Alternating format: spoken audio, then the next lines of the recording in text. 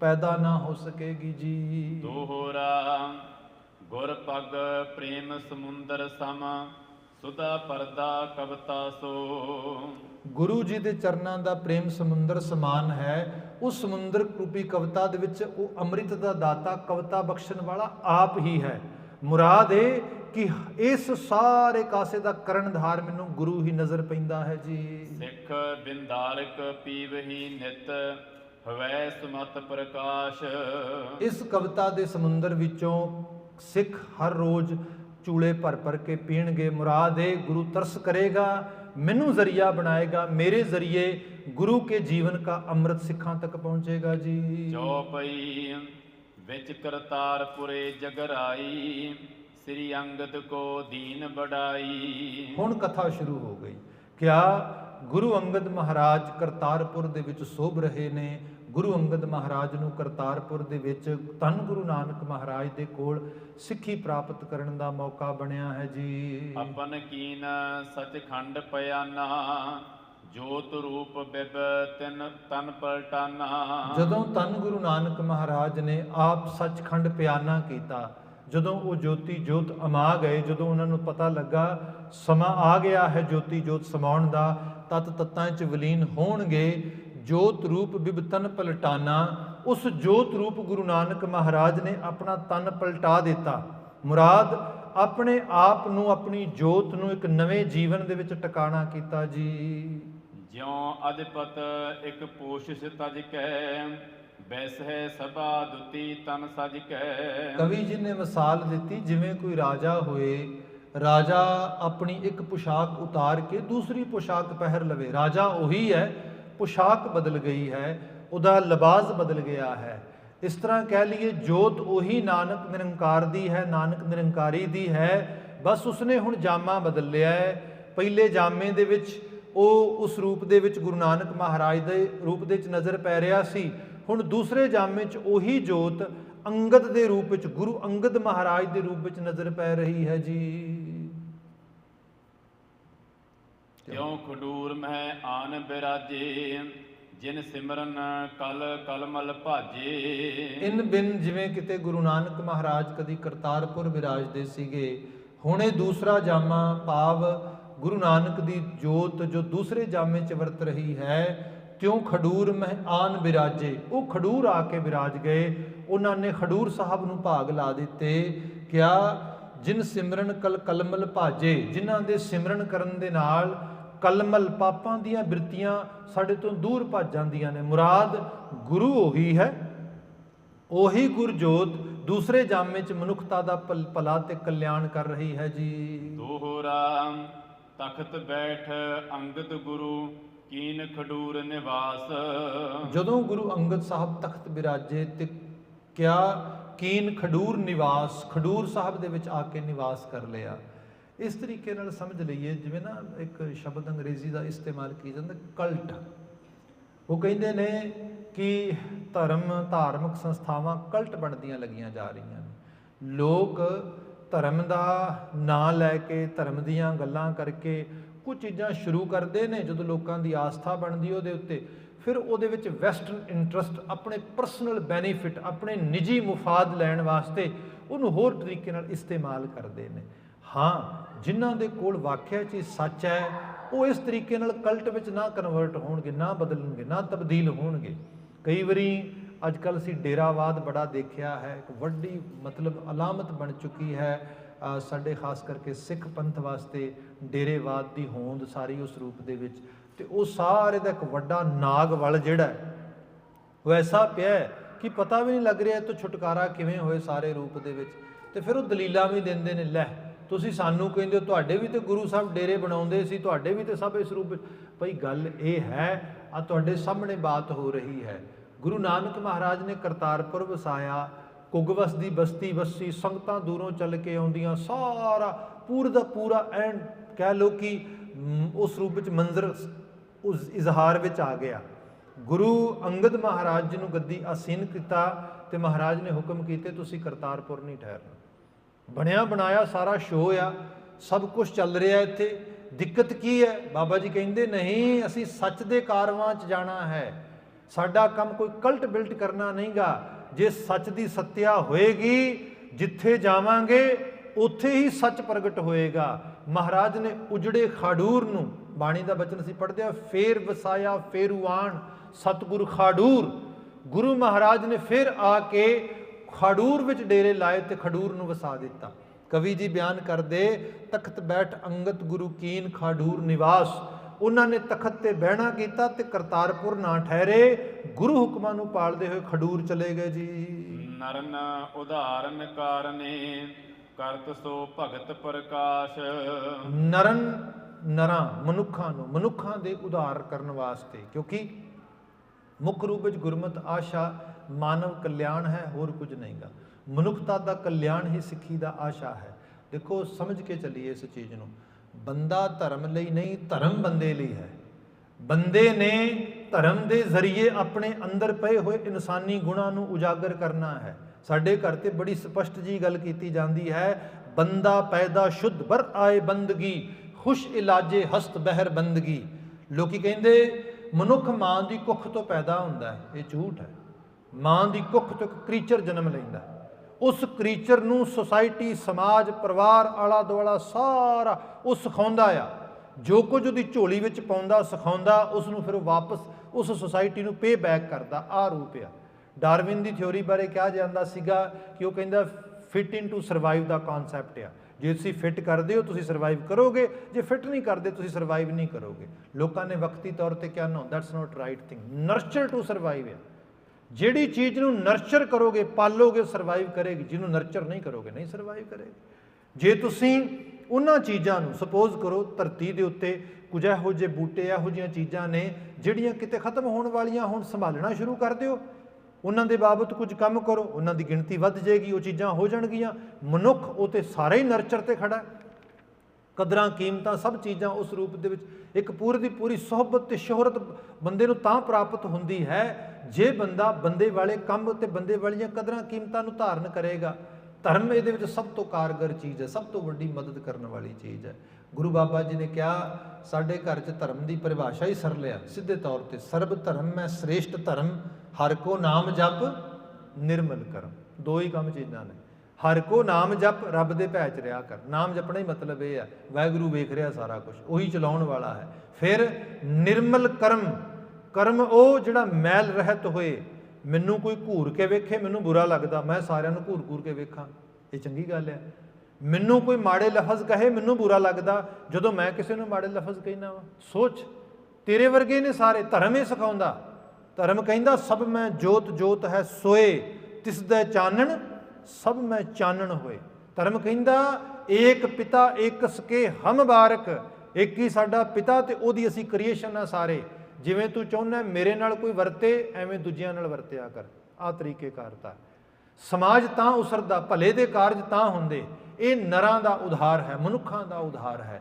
ਪਰ ਜੇ ਧਰਮ ਇਹ ਸਿਖਾਵੇ ਕਿ ਤੂੰ ਘਬਰਾ ਨਾ, ਦੁਨੀਆ ਦੇ ਉੱਤੇ ਆਇਆ ਹੈ, ਬਸ ਮੇਰੇ ਆਖੇ ਲੱਗ ਕੇ ਮੇਰਾ ਡਿਸਾਈਪਲ ਬਣ ਜਾ, ਬਸ ਸਾਰਾ ਕੁਝ ਛੱਡ ਪੱਟ ਕੇ ਇੱਕ ਪਾਸੇ ਬੈਠਾ ਰਹੋ, ਮੇਰੇ ਹੀ ਫੋਲੋਵਰ ਬਣ ਜਾ ਤੇ ਬਸ ਤੈਨੂੰ ਮਰ ਕੇ ਸਵਰਗ ਮਿਲੇਗਾ ਸਾਰਾ ਕੁਝ। ਬਾਬਾ ਜੀ ਕਹਿੰਦੇ ਇਹ ਧਰਮ ਦਾ ਰਾਹ ਨਹੀਂਗਾ, ਇਹ ਲੋਕਾਂ ਨੂੰ ਐਕਸਪਲੋਇਟੇਸ਼ਨ ਕੀਤੀ ਜਾਂਦੀ ਹੈ। ਕਿਆ?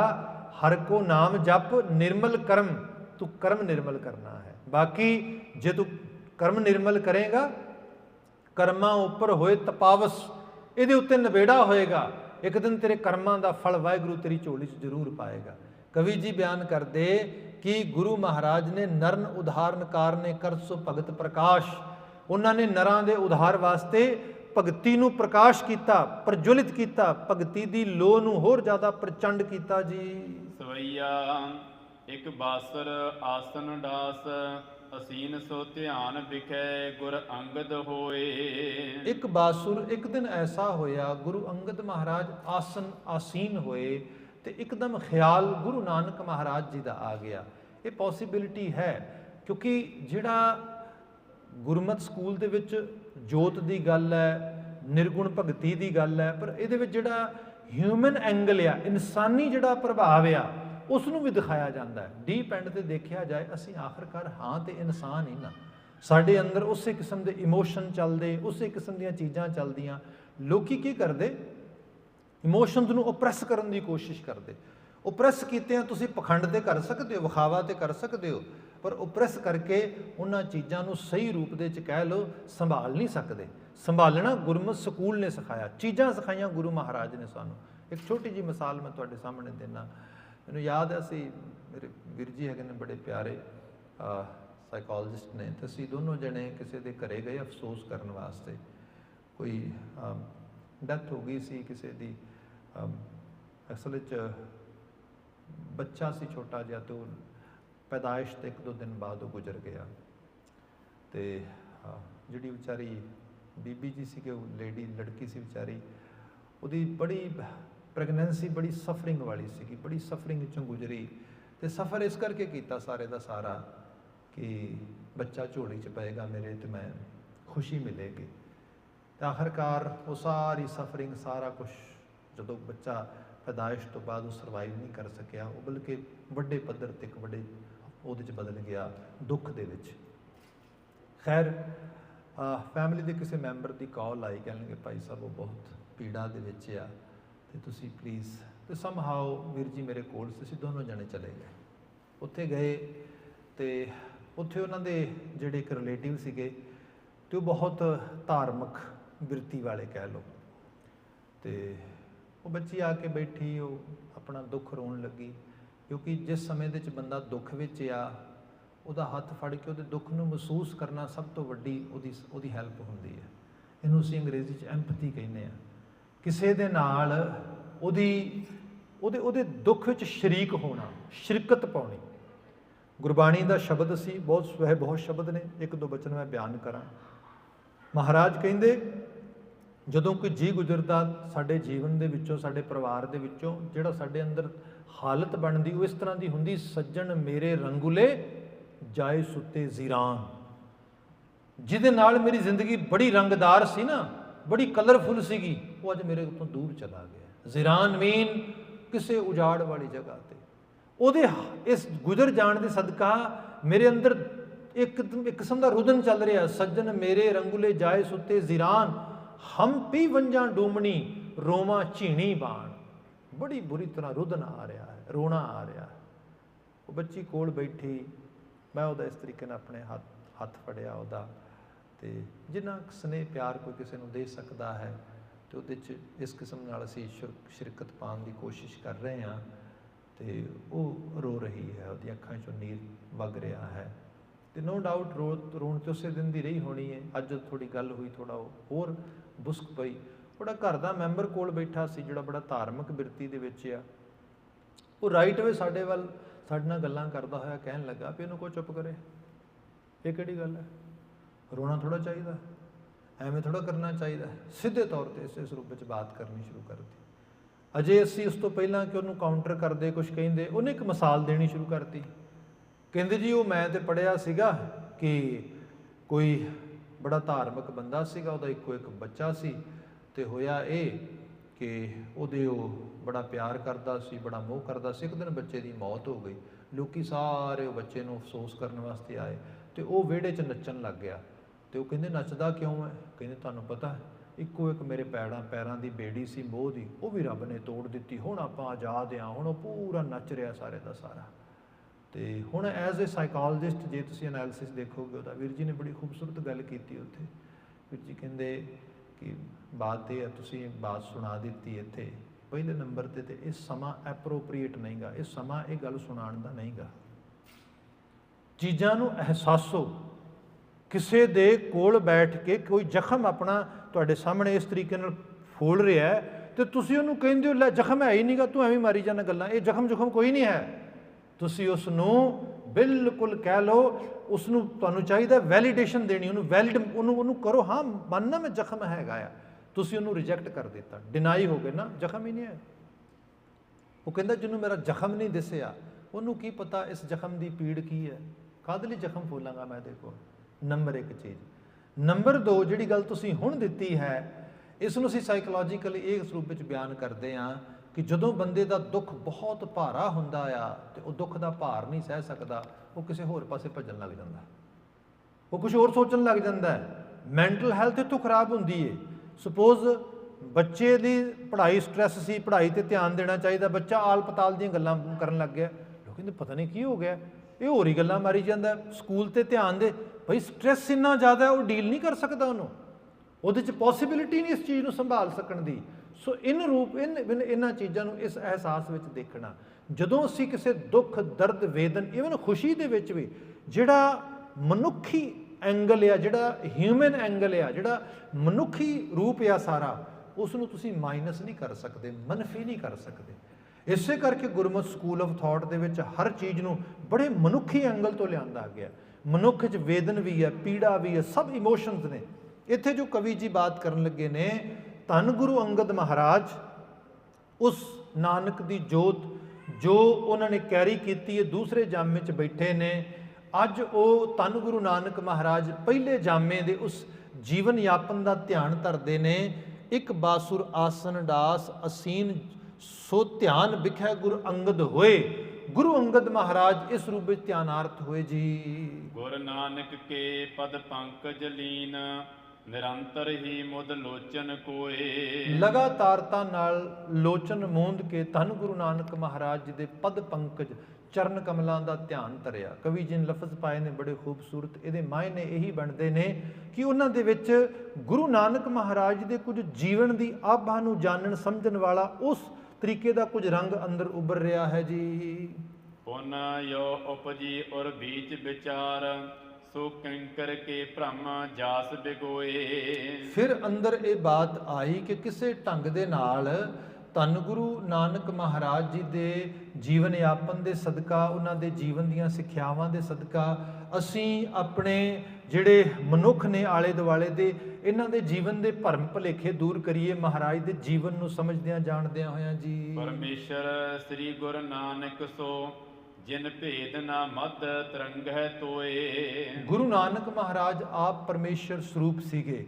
ਮੁਰਾਦ ਇਹ ਪਰਮੇਸ਼ਰ ਕਿਸੇ ਨੇ ਤੱਕਿਆ ਨਹੀਂਗਾ, ਪਰ ਜੋ ਪਰਮੇਸ਼ਰ ਦੇ ਗੁਣ ਗੁਰੂ ਨਾਨਕ ਮਹਾਰਾਜ ਨੇ ਆਪ ਜੀਏ, ਆਲੇ ਦੁਆਲੇ ਲੋਕਾਂ ਨੂੰ ਜੀਵਨ ਵਾਸਤੇ ਪ੍ਰੇਰਿਆ, ਉਹਨਾਂ ਗੁਣਾਂ ਦੀ ਬਾਤ ਅਸੀਂ ਕਿਸੇ ਰੂਪ ਦੇ ਵਿੱਚ ਕਰਨ ਦੀ ਕੋਸ਼ਿਸ਼ ਕਰੀਏ ਜੀ। ਸਵਈਆ ਚਿਤ ਪ੍ਰੀਤ ਕੀ ਰੀਤ ਚਿਤੈ ਨਿਤ ਹੀ ਭਵ ਮੈਂ ਭਵ ਸ੍ਰੀ ਗੁਰ ਕੋ ਬਦਲੀਨੋ। ਗੁਰੂ ਅੰਗਦ ਦੇਵ ਜੀ ਨਿਤ ਹੀ ਆਪਣੇ ਚਿੱਤ ਵਿੱਚ ਗੁਰੂ ਨਾਨਕ ਦੇਵ ਜੀ ਬਾਰੇ ਚਿਤਵਦੇ, ਸੋਚਦੇ ਰਹਿੰਦੇ ਕਿ ਗੁਰੂ ਨਾਨਕ ਦੇਵ ਜੀ ਕਿਸ ਤਰੀਕੇ ਨਾਲ ਇਸ ਸੰਸਾਰ ਦੇ ਵਿੱਚ ਵਿਚਰੇ ਹੋਣਗੇ ਜੀ।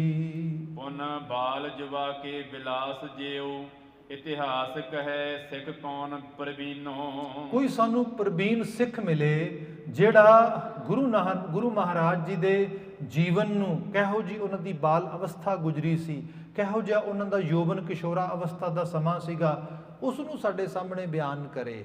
ਇਸ ਢੰਗ ਨਾਲ ਜਾਣੋ ਜਿਹਦੇ ਨਾਲ ਪਿਆਰ ਹੋਏ, ਸਨੇਹ ਹੋਏ, ਉਹਦੀਆਂ ਵਾਰ-ਵਾਰ ਗੱਲਾਂ ਕਰਨ ਨੂੰ ਜੀ ਕਰਦਾ ਆ।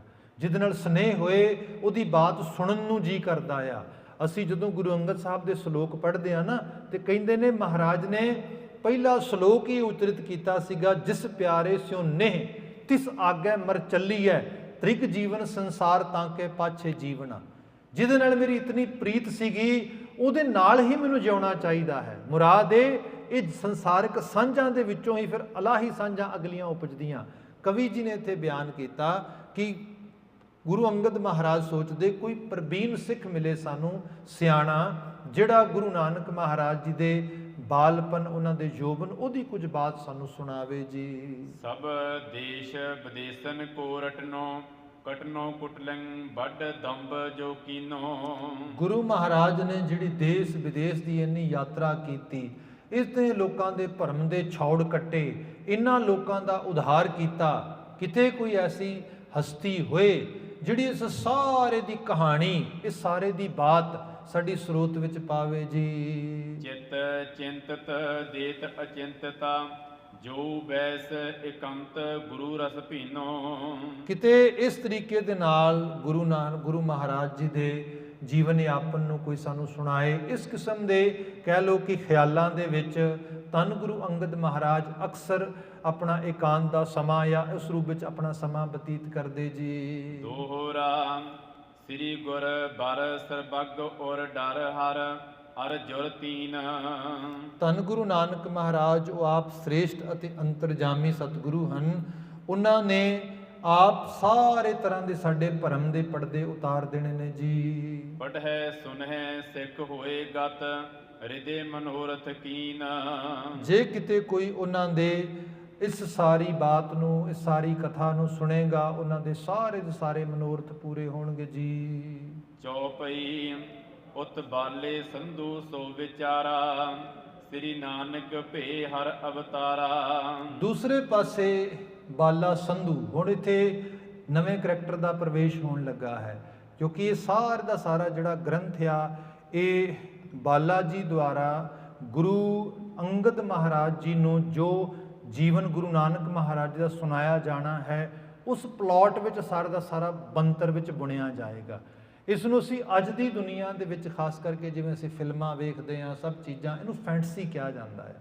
ਅਨਫੋਰਚੂਨੇਟ ਪਾਰਟ ਇਹ ਹੈ ਕਿ ਲੋਕੀ ਜਿਹੜਾ ਮੈਸੇਜ ਪਕੜਨਾ ਹੈ, ਕਿਉਂਕਿ ਇਹ ਬੜੇ ਕਮਾਲ ਦਾ ਇੱਕ ਦਸਤਾਵੇਜ਼ ਹੈ। ਇਤਿਹਾਸ ਦੀਆਂ ਜਿੰਨੀਆਂ ਕਿਤਾਬਾਂ ਪੜ੍ਹੋਗੇ ਤੁਸੀਂ, ਯੂ ਨੇਮ ਇਟ। ਆਪਾਂ ਸ਼ੁਰੂ ਕਰ ਲਈਏ ਸਰਦਾਰ ਕਰਮ ਸਿੰਘ ਹਿਸਟੋਰੀਅਨ ਤੋਂ, ਅਸੀਂ ਸ਼ੁਰੂਆਤ ਕਰ ਦਈਏ ਪ੍ਰਿੰਸੀਪਲ ਗੰਡਾ ਸਿੰਘ ਜੀ ਤੋਂ, ਅਸੀਂ ਗੰਡਾ ਸਿੰਘ ਹਿਸਟੋਰੀਅਨ ਜੀ ਤੋਂ, ਪ੍ਰਿੰਸੀਪਲ ਸਤਬੀਰ ਸਿੰਘ ਤੇ ਲੈ ਆਈਏ, ਅਸੀਂ ਸਾਰੇ ਇਤਿਹਾਸਕ ਤਵਾਰੀਖੀ ਰੰਗਾਂ 'ਚ ਰੰਗੀਆਂ ਹੋਈਆਂ ਕਲਮਾਂ ਨੂੰ ਦੇਖੀਏ, ਉਹਨਾਂ ਸਾਰਿਆਂ ਦਾ ਜੋ ਬੇਸ ਆ, ਜੋ ਉਹਨਾਂ ਨੇ ਇਤਿਹਾਸ ਰਚਿਆ, ਉਹਦੇ ਵੱਡੇ ਪੱਧਰ ਤੇ ਇਹ ਚੀਜ਼ ਆ ਰਹੀ ਹੈ।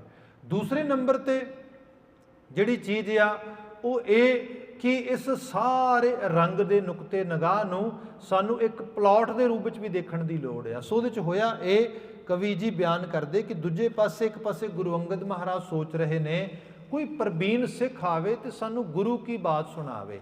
ਦੂਸਰੇ ਪਾਸੇ ਭਾਈ ਬਾਲਾ ਜੀ ਉਹ ਧੰਨ ਗੁਰੂ ਨਾਨਕ ਮਹਾਰਾਜ ਜੀ ਦੇ ਉਸ ਜੀਵਨ, ਉਹਨਾਂ ਦੀ ਉਸ ਅਵਤਾਰੀ ਰੰਗ ਨੂੰ ਯਾਦ ਕਰ ਰਹੇ ਨੇ ਜੀ। ਨਿਜ ਅਸਥਾਨ ਸੋ ਕੌਣ ਬਿਠਾਇਓ ਤਿਸ ਦਰਸ਼ਨ ਜੇਰਾ ਲਲਚਾਇਓ। ਇੱਥੇ ਵੀ ਪਤਾ ਲੱਗਦਾ ਕਿ ਸ਼ਾਇਦ ਬਾਲੇ ਨੂੰ ਇਸ ਗੱਲ ਦਾ ਅਹਿਸਾਸ ਨਹੀਂ ਸੀਗਾ ਕਿ ਗੁਰੂ ਨਾਨਕ ਮਹਾਰਾਜ ਨੇ ਗੁਰੂ ਅੰਗਦ ਸਾਹਿਬ ਨੂੰ ਗੱਦੀ ਤੇ ਬਿਠਾਇਆ ਹੈ, ਜਾਂ ਕਵੀ ਜੀ ਇਸ ਰੂਪ ਵਿੱਚ ਬਿਆਨ ਕਰਦੇ ਕਿ ਭਾਈ ਬਾਲਾ ਜੀ ਸੋਚਦੇ ਕਿ ਜਿਹਨੂੰ ਗੁਰੂ ਨਾਨਕ ਮਹਾਰਾਜ ਨੇ ਗੱਦੀ ਆਸੀਨ ਕੀਤਾ ਦੂਸਰੇ ਨਾਨਕ ਦੇ ਰੂਪ ਦੇ ਵਿੱਚ, ਕਿਉਂ ਨਾ ਤਿਸ ਦਰਸ਼ਨ ਜੀਰਾ ਲਲਚਾਇਓ, ਉਹਦੇ ਦੀਦਾਰ ਕੀਤੇ ਜਾਣ ਜਾ ਕੇ। ਉਹਦੇ ਲਈ ਹਿਰਦੇ ਦੇ ਵਿੱਚ ਤਾਂਗ ਪੈਦਾ ਹੋਈ ਜੀ। ਬਹੁਤ ਨਰਮ ਹੈ ਬੋਲਿਓ ਇਮ ਬਾਲਾ ਇੱਕ ਸਿੱਖ ਬਚ ਭਾਖਿਓ ਤੇ ਕਾਲਾ। ਬਹੁਤ ਸਾਰੇ ਲੋਕਾਂ ਦੇ ਵਿੱਚ ਜਿਵੇਂ ਕੋਈ ਸੱਥ ਵਿੱਚ ਬੈਠਾ ਹੁੰਦਾ ਆ, ਇਸ ਤਰੀਕੇ ਨਾਲ ਬਾਲੇ ਨੇ ਬਾਤ ਕਹੀ, ਇੱਕ ਸਿੱਖ ਬਚ ਭਾਖਿਓ ਤਿਤ ਕਾਲਾ। ਇੱਕ ਸਿੱਖ ਨੇ ਉਸ ਵਕਤ ਬਚਨ ਆਖਿਆ, ਉਸਨੇ ਇੱਕ ਗੱਲ ਦੱਸੀ ਭਾਈ ਬਾਲਾ ਜੀ ਨੂੰ।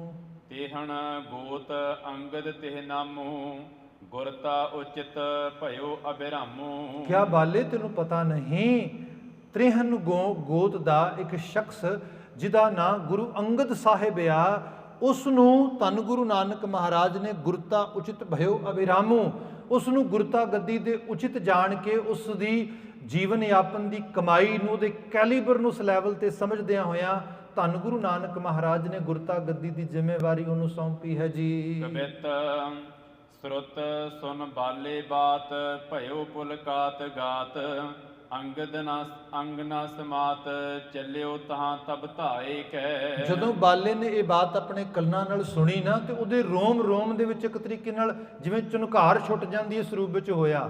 ਉਹਨੇ ਕਿਹਾ ਕਿਹੜਾ ਸਮਾਂ ਹੋਏ ਜਦੋਂ ਮੈਂ ਧਾ ਕੇ ਉਸ ਹਸਤੀ ਨੂੰ ਮਿਲਾਂ ਜਾ ਕੇ ਜਿਸ ਨੂੰ ਧੰਨ ਗੁਰੂ ਨਾਨਕ ਮਹਾਰਾਜ ਨੇ ਆਪਣਾ ਦੂਜਾ ਜਾਨਸ਼ੀਨ ਸਕਸੈਸਰ ਦੇ ਰੂਪ ਵਿੱਚ ਥਾਪਿਆ ਹੈ ਜੀ। ਕਾਤਿਕ ਦਿਵਸ ਪੁੰਨਿਓ ਆਏ ਸੋ ਦਿਦਾਰ ਕੀਨੋ ਕਰੀ ਕਰ ਬੰਦ ਅਭਿਬੰਦ ਸੀਸ ਨਾਇਕੈ।